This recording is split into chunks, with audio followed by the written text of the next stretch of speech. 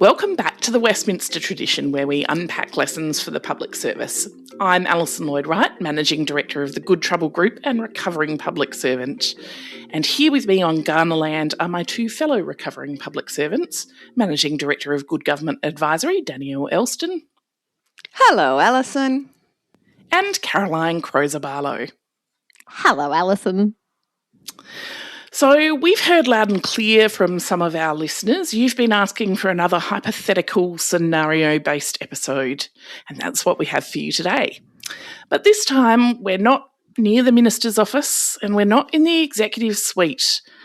We're in middle management, which if you've ever been there, you'll know is frequently the most squished and uncomfortable place to be. And one of the most common challenges in middle management is this. I can see a problem coming, I know why it's coming, I've tried to say something about it, and I cannot get anyone above me to take it seriously. So today, Caroline and Danielle, I'm going to put you in that position, and you're going to have to decide how to raise these issues, how hard to push, when to protect your people, and what you're going to do when the thing you warned about happens anyway. So let's get stuck into Alison. This is why I left.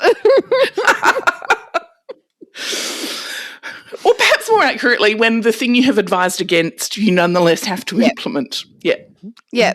Although there is that secret kind of prophecy moment where you're like, and you never get to do it out loud, but like, told you so. Told you so. Okay, so hang on, before you I kick know off, that Alison, you guys didn't read ahead, but section 4 is called Can You Say I Told You So? Can I point out in the prep notes, this time there was not aggressive lines to tell us to not, and we were just so well behaved. Like I just did not read ahead. Look at me, how much of a good girl I am. Such good girls. All right, so here's the scenario. You manage a team of 9 in the security industry licensing unit. And what you do in that unit is you process applications for security industry licenses, the credentials that allow people to work legally as guards, crowd controllers, security consultants. It's careful work because the legislation is detailed, the background check requirements are quite specific, and the consequences of getting an approval wrong are not at all abstract. 6 months ago, the government announced it would subsidise the cost of the mandatory training required before someone can apply for a security licence. And the policy intent in doing this was pretty sound. There was a persistent workforce shortage, training costs have been a genuine barrier to entry, and there is an upcoming major international event that will strain venue and crowd management capacity across the state. So genuinely, it makes total sense. Except that, of course, nobody thought about or asked your team what that might do to application volumes and how you might handle it. In that time, applications have nearly tripled. Your team went from processing around 80 applications a fortnight to well over 200. You asked for and got one temporary contractor who joined 6 weeks ago and is still learning the system. What that has meant is that the average processing time has risen from 11 days to 36 days. And this is the data that the exec team are getting on a dashboard. You know that the easy applications are turned around quickly enough, but those that require more investigation, more background information and genuine judgment, whether that's about complex histories or prior offences or whether or not this person is fit and proper, are taking the longest. You're starting to hear from your exec leaders that they're concerned about the time frame blowout, and you're worried that too much pressure on the time frames will mean that your staff feel under pressure to approve things without giving it the right amount of scrutiny. So that's the first part. How are you going to surface these issues with executive? What information might you want so that it lands as an insight and not a complaint? Danielle is chomping at the bit. Go, Danielle. 100%. I've actually been in a similar scenario. So I have some potentially 2 things. I'm worried that having not read ahead, I'll end up taking this too far, and so someone will have to stop me because there'll be things that are coming. But the second one is some of my suggestions are really passive aggressive and might need to be neutered by Caroline. So there's a couple of things. You've got you've got to get the executive to see the problem, obviously. But there's the first thing I think is, like, usually at this point, if you're the application area, you've got some complaints. So people are starting to email you 2 or 3 times a day saying, but I've got a gig for next weekend, blah, blah, blah. Where's my approval? So that's some of your evidence, because, like, they start by emailing the generic email, then they email the minister a day later, and we all know that the ball rolls down the hill kind of from there. So you want to go and collect up kind of the people coming saying this is what the impact is, because it's currently framed as though going faster is the only option. An executive are like, oh, it should just be, you know, like there's a blowout, fix the blowout. You don't want to, like, buy into that straight away. You want to, a couple of things, a really PASAG suggestion is, which has good motives though, is these areas should be publishing the expected, or letting people know what the expected turnaround is, right? You should do that all the time. It manages expectations. It stops the constant ringing and emailing. It's like, so then most people genuinely, if you say it's now 36 days, people will not start emailing you after the 3rd day wondering where their application is. The thing is, by going and saying, look, we've got these complaints and they've got these complaints and people harassing us, why don't we both put on the website, and when we get an application, immediately flick back what the time expectation is. The reason that's a little bit naughty and PASAGgy is, of course, like, that makes how long it's currently taking quite public, and will, I think, more quickly raise your executives like, oh, hang on, no, that can't be the answer, which lends itself to the next question, which is, oh, would you like it to be a little bit faster? Let's talk about how that could be, etc., like what options are available. But the first thing is about expectation management, and it being less about the internal and more about what people are expecting when they put their applications in, what you know, half the time the old application turnaround time is still on the bloody website, so it used to be X and that's what they're expecting. You need to immediately start talking to all these people flooding you around what they can kind of anticipate. So that's one of my first ones. I have 15 more, but I'm going to Let's go to Caroline, though. Well, yeah, because I love that the framing is like, we need to protect our team from the go faster mania, that we need to surface our worries about going faster with the executive. I'm like, why don't we go faster? Like, I'm genuinely like, I presume if you've been operating in this particular way for a very long period of time, there are probably some good process improvements that you have thought of along the way, but you've always been at the bottom of the list of the ICT reform area who could otherwise make your forms work better.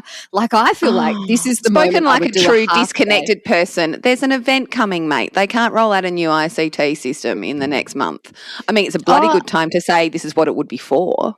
But that's true. I can't do process improvements now. Oh, I disagree. I really think this is exactly the moment to do process improvements. I can't remember when the event is coming. I got the event, an upcoming major. I was thinking like Brisbane Olympics. Yeah, that's a pretty good inspiration. Yeah. Yeah. 6 to 12 months. So I think depending then on the time constraints, and noting that this is like an ongoing kind of escalation, one, I think I definitely agree with Danielle's suggestions around get smart and active about your comms, about the existing times. 2, I think think about whether there are process improvements that you have always wanted to do or that you might be able to surface and get done. And then 3, and this is like such an unhelpful thing to say, but also just because I work in other spaces where things like this have happened, I might also think about, are we about to be massively oversupplied with security industry consultants that are like, have we got over the top? And there might also be something you want to put in place and ask the policy team to just have a think about, like, when are you going to turn this off? Like, I just think there's like a kind of few moves you could put out, and all of that will say to your bosses when they inevitably come to you and tell you to operate faster, and you think that's a bit, you'll be able to say, look, I have done these other mitigating things. Yeah. Can I go back though? So there's the process improvement, and we can keep arguing about whether you do that at your peak flow or do it at a slightly less peak flow time. But this is presumably, if we know our stuff well, it sounds like it's going to be like a lump, like a period of time. Like, it's not like everyone for the next 2 years is going to be doing the subsidised training at this high level. Like, they announced it. There's always a first rush. It's free. I need a job, that kind of thing. Yeah, fair. So there's an opportunity, like what we don't know about the team is they may also do other types of either work or licensing. So this whole getting a temp in, by the time you go through the procurement and the process, like the lump might be No over. use. Yeah. So I'd be looking at can you stop anything else, and anyone else who's in adjacent roles, can they all be moved in for the lumpy part that is this first thing? There's an event coming, all of that kind of thing. The other thing about protecting your team from go faster mania is like it can frequently be really misunderstanding all of the work that does go in, like particularly this application processing stuff. I do think you have to be careful. I mean, if you have it, particularly depending on the type of team you have, if you have a team of really committed people, et cetera, there is a real risk that everyone, less so to do with like doing it without quality, but is working like through lunch, really late, no OT. Like if you have a particular profile of team who are the get it done people, not the let's complain about it people, et cetera, there's a real risk, and I feel a bit spiky on it just because I've seen it twice recently where that commitment, really led to bad outcomes for various staff who were like, I'm committed to opening the doors on the big new project and I'm just going to keep going, and we're all so committed. So like, whilst I appreciate this is a chance to go faster, and I'm like the queen of can't it be done faster? You got to have enough information about the culture of your team and whether they will do it at all costs and all of those types of things. There's a risk there, right? And my challenge as well. I add to that? Yep, you go. No. I was just going to add to that. I think there's an opportunity there, and again, like to think about a risk triaging. Like, so the question, we've got easier ones and we've got judgment ones. We've got people in your team who are more likely to be a bit careless as they do things quickly, and people in your team who are more likely to be like overly laborious or whatever. Like, I think sometimes you can also think about how are we divvying up the work? Like, why don't we have a dedicated difficult one stream and we put our most experienced person on the difficult one stream or something? Like, I just think there's some kind of opportunities to think that through. It may not work, but. And so, because we're going to get to this a bit later, you were both so good at not reading ahead, but as a result, you've naturally covered that's what a number of things we were going to get to. It's going to be fun. How might you go about convincing executives for whom an application is an application is an application? Yes. Yeah. That there are different levels of complexity and different levels of nuance required, and not all of them will need the same. Some will be high touch and some will be low touch. How would you start to explain those kind of concepts? Storytelling is incredibly powerful. I remember once child protection in South Australia had a leader for a short period of time that had a habit of, at the beginning of every sentence, just telling every meeting you'd have with him, he'd just tell you the most awful and complicated thing that had crossed his desk that day. He'd be like, oh, today it's like, do we take the child from the grandma who broke the kid's arm in the school car park? And you'd just be like, oh, okay. And like, there's something, if you're just consistently telling the stories of kind of the complex ones and the easy ones, just kind of by the by, it's actually quite a useful way of getting people up to speed. But it's also actually quite a useful way. Like, I think everyone's a bit obsessed with the presentation of data, and don't get me wrong, data is important, but it will help skim reading, get to the point executives to make it real. Don't know any of them. If you can be like, okay, so here's the situation, we've got this John Smith, he shares a birthday with 4 other people also named John Smith. We have to do a fair bit of due diligence work to confirm which one he actually is, and therefore which priors, and then also if it's this prior, like what does that suggest? And talk them through some of that thinking. There's also another story, which is to remind them that we must be regulating for a reason. And I would argue that, let's say we're putting this context into, let's say it's the date right now, we have a heightened view as to particularly large crowd events at the moment, post-Bondi, and a reminder that there's a reason we regulate it, which is to make sure that these people are appropriate, fit and proper persons, and have the appropriate qualifications, because 9 times out of 10 it goes well. The other time that person will be responsible for breaking up massive biffo at the footy, or spotting a risk that needs to be escalated, like a security risk that needs to be escalated, say, to the police. Or I think the first part of like not all applications are the same is one thing, but they do have to have their eyes on the fact that if there was no risk, we wouldn't bother giving them a license, right? Anyone could do it. Do that lightly though, Danielle, because then you get into the Henny Penny sky falling in. Like sometimes they have not gone on the journey of why it's important. Like I do think there's the input stories are easier to tell in that frame. Yeah, I just think that there's the two frames, the one that the flip. So that's I think the first frame is good. I think the second frame is it's like how do you want to go to a royal commission or a coroner one? Maybe you save it for later. Maybe you save it, but you do that, Caroline. Yeah. But it makes people stop listening to you. It makes some people stop listening to you. It makes a particular person stop listening to you. So I think we're going to call this episode Smart Dissent. So it's about saying how do you dissent without that resulting in you no longer being heard, or worse still, like career limited, managed out, like, you know, if you're a woman being called shrill or something along those lines. How can you surface a genuine objection with it, but not be seen as not being a team player? Yep. So let's expand on where we're at then. So Danielle's right. People are starting to get a bit upset, and some of them are in the news as well, complaining about the fact that they missed out on a gig because their licence wasn't approved in time, and there's some anxiety about this forthcoming major international event, brackets, Olympics, not brackets. So in the face of all this kind of news, the minister did a doorstop interview in which she announced that the government would reduce the processing time to under 15 days within 2 months, with particular reference to the upcoming major event. But of course, no one called you about that at all. And your director calls you to tell you that she needs a plan from you by the end of the week to get to that 15 days within 2 months.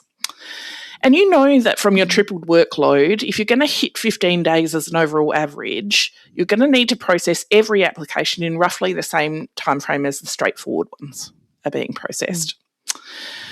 And that, you know, comes with a risk that you might approve someone who shouldn't be approved.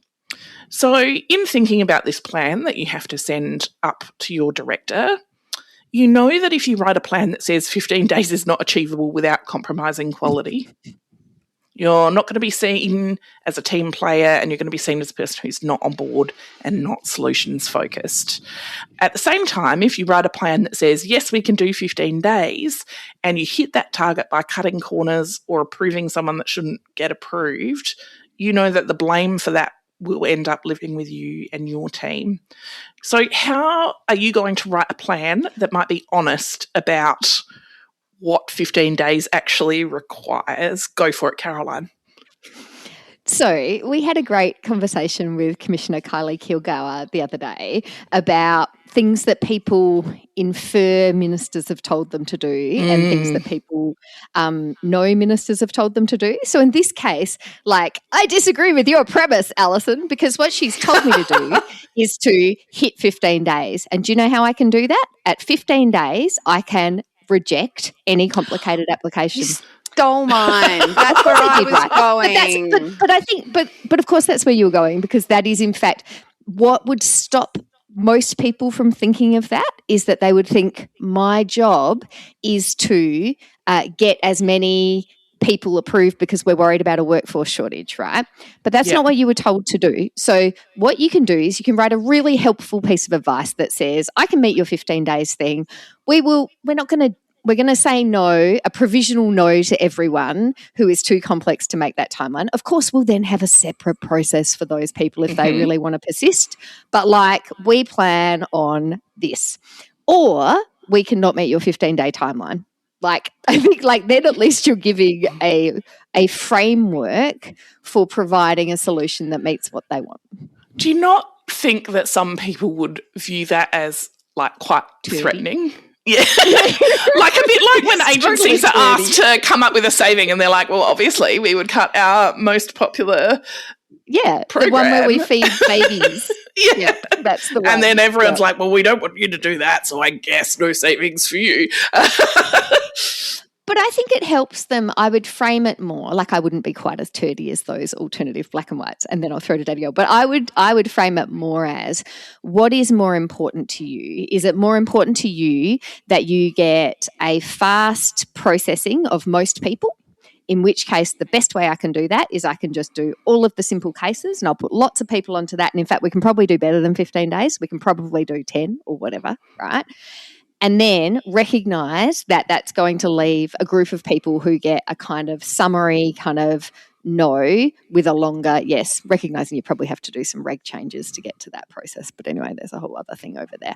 But yeah, I think like you would frame it up and then you're asking the minister, actually, what do you care about? Like, was the pain of the 15-day wait, well, what was making that painful for you? Danielle? The other thing is, lots of bits there, but like a couple of things. They weren't directing, but God, it's annoying when ministers, I have had like to this literal experience of these things will no longer take as long. And it's like, really? What information do you have, minister, that I don't have? That's fascinating to me. Magical thinking. But leaving that for another day. You can also change that system. It's not just reject. It can be to change the kind of criteria, which is, I don't think you can do the John Smith thing by 3. That's a different type of problem. But if the problem is offences and that kind of thing, it can be rejected pending process for more information. Or because that is like, so we are counting it from the day you put it into the day you get your licence. We're not counting that for X out of 10 that process is fast and you get stamped and move on. For a small number, you will have offences. There's usually a process to discover whether your, offence at a protest when you were 17 and you're now 70 is relevant to getting this particular licence, or, whether it's relevant and all of that kind of thing. The clock stops there. It is a reject, but it's a reject pending process of natural justice for you to be able to say, here's what it was, blah, blah, blah, because that's actually what's going on with a lot of these applications is there's a fair bit of toing and froing of like, look, we found this in the police clearance or whatever else, or is it, when we ran it through the 4 million databases, ASIC says you might be about to be bankrupt. And then they're able to come and say, look, actually, yep, I appreciate that's in that system. Here's what's happening. My accountant's doing this. Let's say you can't be bankrupt, because for most licenses you can't, especially if they're sole trader ones. That's not going to happen. Yes, we were listed as pending bankruptcy because we're about to pay X and then it's all going to be fine. But taking that part out of the clock and explaining that back up through the chain is another kind of option. Can I just on that? I think I don't want this to sound cynical. Like I agree with you, Danielle, that this is how I would approach it. But it's not. You're not doing it so that you can meet some pretend target of 15 days. Like if the minister's priority is getting as many people cleared so that they can work in the industry, then it genuinely makes sense to create a second queue for hard cases so that you can prioritise getting a whole bunch of people who are easy cases approved. Like, so I think that's what I mean by asking the minister, like, what's her problem? What is she trying to solve? If she wants lots and lots of people cleared, the easiest thing to do is to take all the people from the pool who are easy to clear and clear them. And then have a smaller effort on the harder ones to go after. And I think that isn't a cynical like gaming of timelines. No. That's just a genuine what is your policy purpose? No, I agree. And I think that's the first port of call regardless, like, is to potentially do more triaging. Sometimes these areas don't have an excellent system of putting all the hard ones, or they have different systems. Yeah. Sometimes the complex applications go to a higher skilled, higher classified subgroup. Sometimes everyone keeps one or two in their tray and they can suck up your whole day or week, and that stops you getting through. So I think there's probably some internal things here to start really genuinely separating out hard from easy as well, and keeping numbers on hard from easy, because it is usually just a flat number, right? It's a flat number of application started, application either denied or provided. And so we need to be having a much tighter idea of it and figuring out internally whether it's faster for one person to have 10 complex or whether it's faster for 10 people to have one complex each, and all of those kinds of things. And I don't think it is cynical. The challenge is what we're now talking about is being able to politically communicate really quickly and easily, and by the minister not taking advice in advance and making kind of sweeping assertions, as opposed to being able to come back and say, anyone without, see, had they come, I don't know, it's a hypothetical, but I'm now hypothetically going, if they just come to them first, they could have but remember in this scenario, you're several layers away from the minister, right? Yeah. You have a director. Sure. And your boss is hopeless, I'm guessing. And your boss is hopeless because otherwise they would have. Because you could have, I just want to throw out there that what could have happened is the deputy chief executive could have gone to the manager who could have said, oh, we can get 97% of them done in 5 days. Would that sound sexy to you? Yes. So why don't we give the minister the option of going on radio tomorrow and saying we can get 95% done and then drop it? You're even giving them a sugar hit on top. Yeah. And anyone with X profile, we give basically no bloody guarantees because we have regulatory things that need to be dealt with. So, and I know that they're a middle manager, and minister probably didn't call the deputy secretary anyway, but that they were some of the missed opportunities to say, it is complicated, but it's also simple in that sense of 90% of it is simple. Why don't we promise heavily on what we can on the simple part? Yeah. And I think there are two assumptions built into our convo here. One is it requires us as the middle manager to not get too locked in on what success looks like, right? And so that is really important because part of what we've done is we've redefined what processing is, right? We've come up with a creative redefinition because we're trying to achieve the outcome, which isn't process the whole queue. It's get enough people through or whatever. So that's something on us. But the second thing, which you're much less in control of, is it's going to require your boss and your boss's boss and your boss's boss's boss to be nuanced and engaged for long enough to understand what's good about what you're proposing and that they don't just kick it straight out and say, oh, well, you're just talking about fudging the numbers or something. I think this is why I was going to the cynical thing because actually I can imagine you might have this idea and your boss is just well, that's just stupid. That's not a good idea. The minister's going to see straight through that. So let's move ahead then, because I could not have asked for a better intro to the next section, which is that you have written a careful plan that does pretty much some of these things, right? You've proposed a tiered model of assessment and processing, a fast-track pathway for straightforward applications, clean histories, clear documentation, good to go, and a more complex pathway. So unlike, I guess, what you discussed, we're not talking about saying no per se, but we're saying some are easy to approve and can be approved quickly, and some are more complex and will have a slightly different pathway for those. And your plan goes up and the director says that it's a good idea in principle and looks forward to considering it as part of a broader process review in due course. Oh my God. I would punch this director.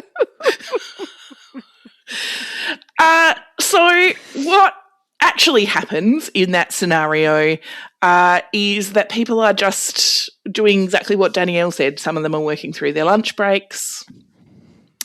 Someone's mentioned to you that she has a job interview next week. And that tiered model you proposed is kind of being implemented informally. Your team are kind of making their own judgments about which applications get more scrutiny, but that doesn't really have any official status. And so the people making those judgments are doing so without a kind of layer of formal protection around a documented process. You flag this up to your director and she says she understands your concern and she's going to follow up. In the meantime, though, fundamentally, nothing has actually changed. You're still being held to this 15-day deadline. You asked for additional resources and didn't get them. And your plan for process improvement, which was very sensible, well thought out, described with data and story, just didn't really go anywhere.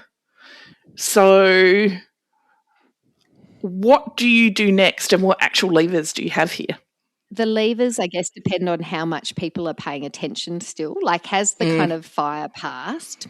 In which case, one of your levers is actually just to underperform against the 15-day target and slowly get slower and slower, right? Like, if there is still a fire, then one of your levers is working out what the room is where your director is not the only almost senior person in the room, and trying to find ways, I think, to say into that room,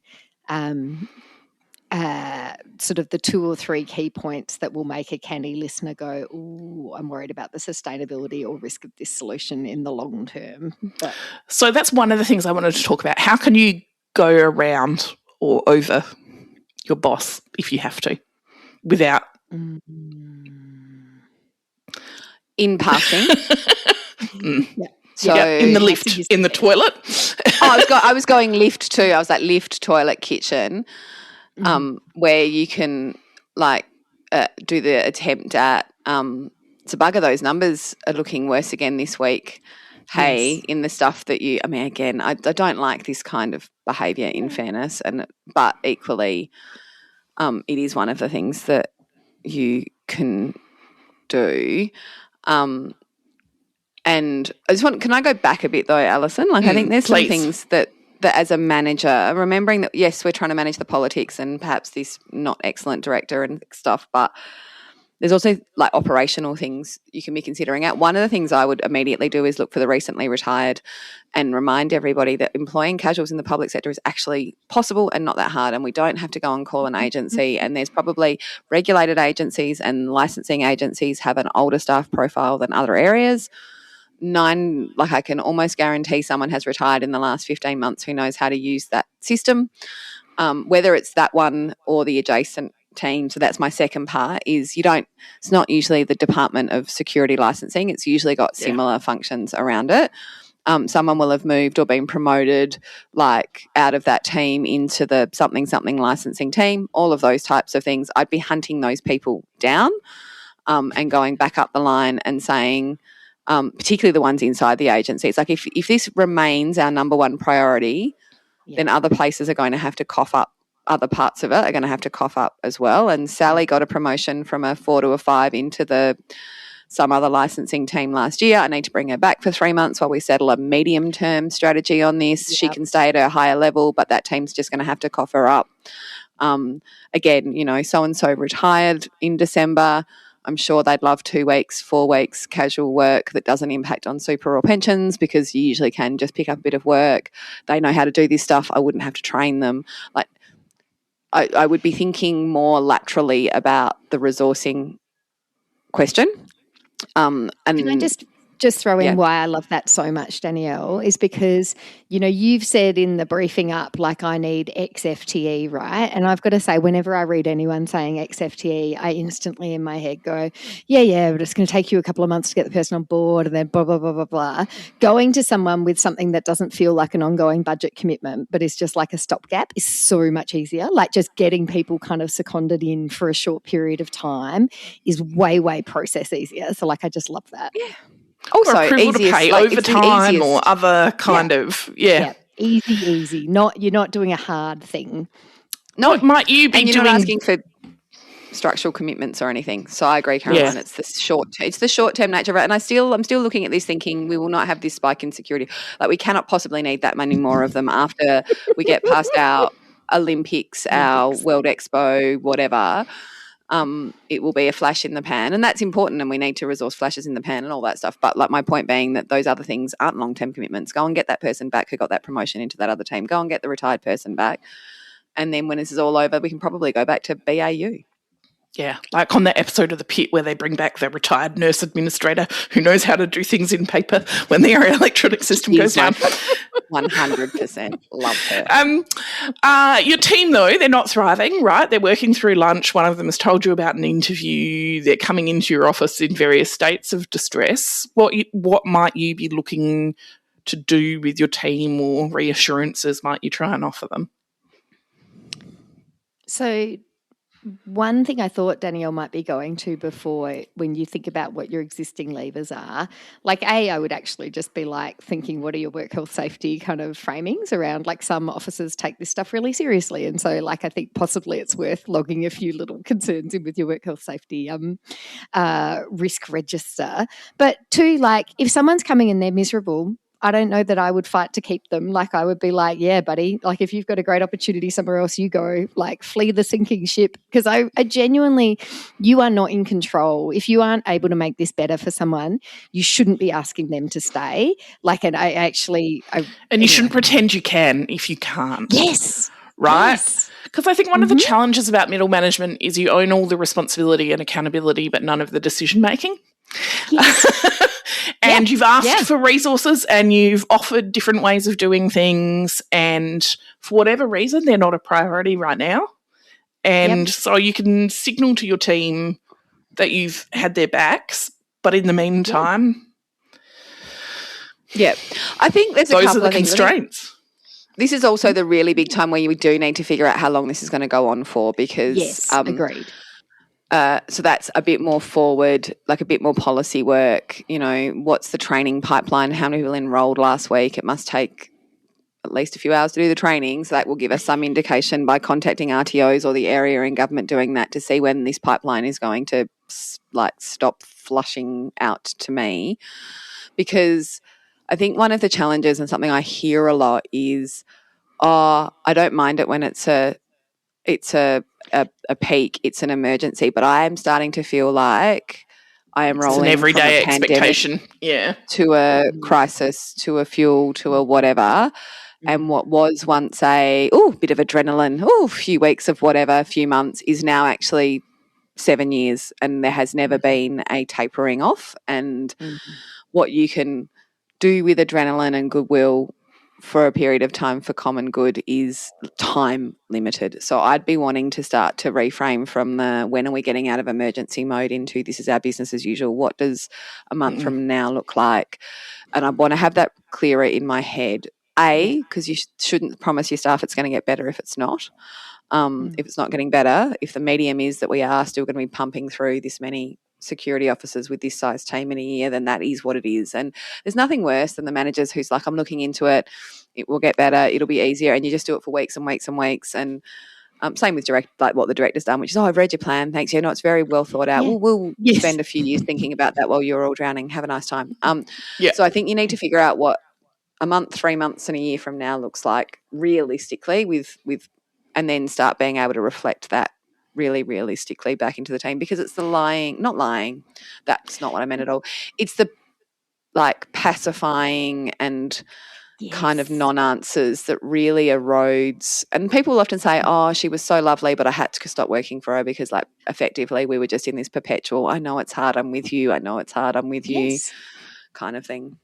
Yeah. And what you actually find often in those crisis teams is that once a critical mass leave, the department realises they're really screwed without them, and they go and they do something. And it's really annoying because then they invest resourcing and whatever. But also, like, it kind of solves the policy problem. Like, it actually delivers the service and gets the investment that's required. And it doesn't burn the people out. Like, I don't hate that sometimes you need a bit of a departure to make people notice. Yeah. On the kind of my last one on this one would just be on the kind of when you were talking about WHS reports. Maybe Caroline, I must admit I got like the eye twitches about it where I'm like, that system is so not designed for this. But this is a good time to be documenting. And so I don't really see massive risk, right, insofar. So by massive risk, what I mean is you have overseen the world's worst program that harmed people and, I don't know, something awful happens. But also I think it is an important time to like be emailing your boss at the end of the week saying, 10 people worked 70 hours overtime this week. We did get through more applications, but I just noted the ones that have landed in the system today means there is more next week. I've had a quick look at, I don't know, overtime rules or some crap, like to be sending those emails without the Henny Penny. No, not just the Henny like Penny. Neutral, straight back. Here's some facts. Yep. very neutral, straight back, noting our situation, noting the progress we've made this week, the things we are still unable to either get on top of or whatever the kind of risks are. In the event that every single member of the team puts in a work cover claim, or you do license 3 people you should not have licensed and something horrific goes wrong. Yeah. As I said, not with all the hyperbole, but just that you've got good records, because like you're now in it. You're really in it at this point. Yeah. So let's bring it to the end with the last bit of extra detail. You never hit the target, actually. Your director announced it was significant progress towards the government commitment, and the minister's office kind of accepted that framing, and there was no press release, and nor was there any particularly bad coverage. Can I just pause at this point? Yes, I know please. that we're doing this now, but I do just want to say, like, I totally called this, and this is something that younger Caroline would never have understood, and the only older Caroline now realises, is that the number of times you feel like there is a red letter deadline and it's everyone cares about it, and the number of times actually it just doesn't matter. Like, a lesson you've taught me in various ways, like, just, yeah. 100%. I lost completely interest because agree. there's no one calling anymore. No one's calling. So all off the front page. Who cares? It's your life's work, but it's one of 99 dot points for them, and it was just that it was on radio that day. Yep. Yeah. So it's that, I guess, avoiding being over-responsive, which is the thing we were talking about before we started recording today. But also, I think going to something you said earlier, Caroline, like sometimes your choice here is just to work within the constraints that you have. If you only have a certain number of people and you can only pay them a certain number of hours, they'll get done what they can get done in that time. Yep. Maybe you don't win. And maybe that means we don't meet the target, but you can't, because you don't control any of those decision-making levers, really can't influence the meeting of that target. But then to Danielle's point, a further complication. A man was arrested at a nightclub in the CBD where he was working as a crowd controller. Of course he was. He had a security license, and it was issued in the height of this surge. The thing he was arrested for was assault. And in the coverage that followed, a journalist noted that the man had a prior conviction, not for violence, but for a fraud offence that had been disclosed on his application. A non-violent offence isn't an automatic disqualifier, and so your officer who assessed this licence made a judgment call, which was on the face of it quite defensible. But at the same time, you're conscious that it happened during this period where you and your team felt an acute pressure to move things faster, and where you had tried to develop this kind of tiered complex and less complex pathway, and that was something that the staff were doing kind of informally, albeit without the official documentation that would give them the coverage for doing it that way. So my first discussion point here is, can you say I told you so? So I would like to go first, and I know this isn't therapy, but is it not? As a eldest daughter in a large family, the mother of teenagers, government executive, and now advisor to government, swallowing my I told you so's is one of the hardest things I have to do. I think one of the skills I bring to the world is a certain amount of history repeating itself. I'm good at pattern recognition, and so therefore can sometimes be prophetic and predict the future. And when it turns out like Cassandra, that you're cursed with the ability to see the future, but that no one will believe you. No one believes you. Find it very hard to drink the concrete of not saying, oh, really? Oh, I can't believe that. That was so unforeseen. It's almost as though. So for this manager, I'm feeling big feelings on their behalf, not to like. So I don't know if you can take, I'd say I told you. So I think you can do lots of other really passive aggressive six things that we can go through right now, but I just had all the feels where I'm like, this is something I don't think I have managed. I think I've managed it well in the sense that I haven't said I told you so, and there's a real risk of telling everyone except for the director and the person above them I told you so. I was literally about to recommend that. That was go on, Caroline. What's your action here? To everybody except the director, because they won't hear it. But that's actually, you just need the catharsis of telling it. Like, why on earth would you have solidarity with this person? Anyway. Yep. That was childish. No, I have rung people 3 years later where the very simple fix, and then rung a former colleague and gone, did you see that? It's all over the news. Told you that would happen. I told you that would happen.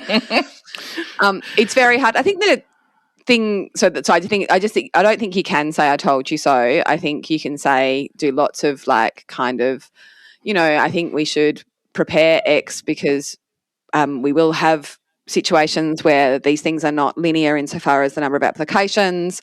I refer back to my briefing note of this. Can we make this protocol, SOP, all of that kind of professional stuff? Everybody ignore all of my big dealings After action review is often a nice way of doing an I told you so. But the first thing I would do, just to be really careful, because we can be flip here, but we have done a lot of government failures, is I would go and personally go through the application process for the one that got away. And double check it, and I would sit with the person who did it. So you've said, Alison, that it's there's nothing to see here and they did the right thing, and that sounds right. I would be very careful that was right. If I was very confident that was right on my own judgment, not just on the, oh my God, I agree. Complaining, I did it, it's fine. Then I would back my team. I do think you have a responsibility to do some due diligence there. Yeah. Agreed. You have to do the due diligence, but then you do need to back them in, because there's also all those times where you're the butt of the thing that was never your fault, and everyone's especially when it's really public, and it's that thing of, that area can't do its job properly, and the various other factors.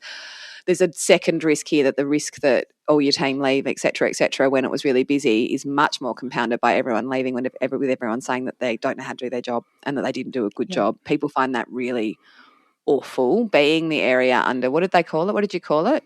Some review and quality assurance and something. Yeah.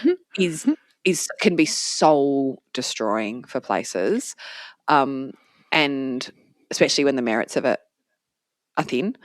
And so you have to be very sure that you're right, that the one that got away, in fact, is a beat up, not a error of judgment or anything. And if it is, then you need to really start looking at your team, because they will now have a pretty hard time. It's funny, I hadn't thought about going back and looking at the original decision, but of course, in the light of Keir Starmer and the Mandelson documentation snafu, which is one of the things that this now makes me think of course you should, right? You 100% should the minute it's controversial. I think you go back and find out, and even if you're wrong, you have your team's back, but the story you're telling is different. Yeah. And so I think that's the kind of framing, is what do we learn from this? And either we learn that, the legislation is, permissive, and judgments, occasionally things go in a different direction, or we learn that under pressure, this is what happened. And I would be actively framing that discussion in that way. I would be looking at and saying, so this officer was being asked to make this many calls a week, when on average it used to be this many calls a week. And so I think that gives us information about how we plan our future work. I would really take actively the storytelling part of it, and be really willing to own your part of it, and be how can we be part of, use this for our quality improvement, investment plan, blah, blah, blah. I think in interrogating the decision made by the officer, so on the face of it, it's an allowable, defensible decision. What I'd be wanting to look at is, what process did they go through, and to what extent did it match the kind of articulated process? Should they have sought further information and they didn't? And was that an effect of the time crunch? I'd also want to look at, to what extent is this a once-off versus a pattern? Maybe randomly look at a few other sort of decisions of a similar nature made by that person or the team more generally, just to see, I guess, what that's telling me. I think you're right about distinguishing what you might say to your boss from what you might say in public. But I think the other thing here is, at the moment, all we've got is a journalist that says, well, he did have a prior. And again, this may yet just fall in the category of things that we don't need to over-respond to. That is true. So I guess my wrap up on the themes for today is that being right isn't always enough, and that being right doesn't actually entitle you to as much as it should. But what does matter is the record you built along the way of saying, I think this might happen. Be aware that this, if we approach it in this way, this risk exists. What about you guys? Any thoughts on kind of key themes from this discussion? So for me, and it's not out of this discussion necessarily, but just riffing in response to that, being right is sometimes dangerous, because if you're the person who's right at the beginning of this, then you aren't necessarily in a learning and adapting place the whole way through. Like, I can really imagine a version of this where someone is just pissed off from the beginning and it's just locked in and defensive. We should have blah, blah, blah, blah, blah, blah, blah, blah. And like, so in fact, being right is something you should always be cautious about, and the feeling of being right is a thing to be cautious about. That's a great one.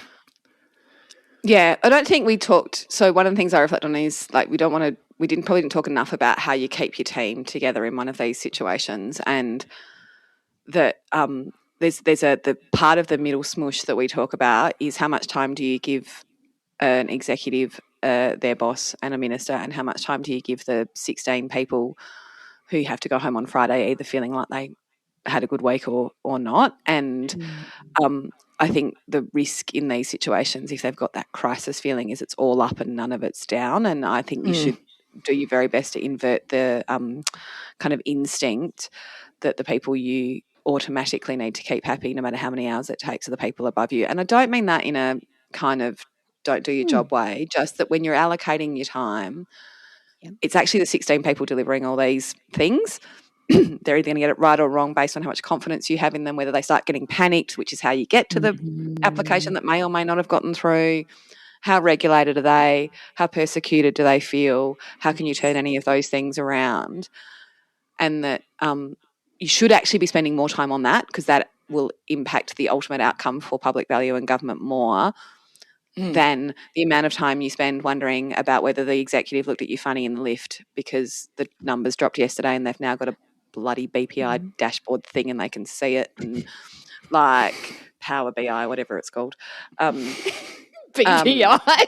Yeah, I recognised it 3 seconds too late. This is going to be Mary Bridge all over again. So I think you just have to be careful that you don't spend all your mental energy or your emotional energy, all your time trying to serve the 3 people above you and not the 16 people below you when you are in that spot. And we almost perpetuated it by spending all of our time about how do you go around and how do you brief up and what did the minister do, rather than you need to sit with the person. Because some people find these situations, I mean, these are licence processing areas. It's very routine. It's very methodical, not normally known for that kind of flurry of activity and adrenaline. And some of those team absolutely on profile will have had a massively hard time with this. I also think there's a lot of merit in being as transparent with them as you can about what you're being told, what you're saying back, how you're trying to position this issue. So to the extent you are spending that time in that upward sort of stream, that you're also being really honest with your team about what that looks like and what the changes might be coming out of that.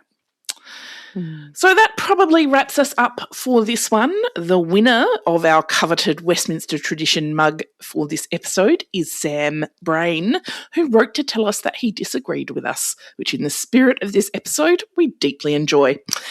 And we also just wanted to say that we very much enjoyed the LinkedIn post from David Clements and Bridget Monagle pointing out that at the conference they both spoke at, they were in the privileged position of being 2 mug winners on stage together.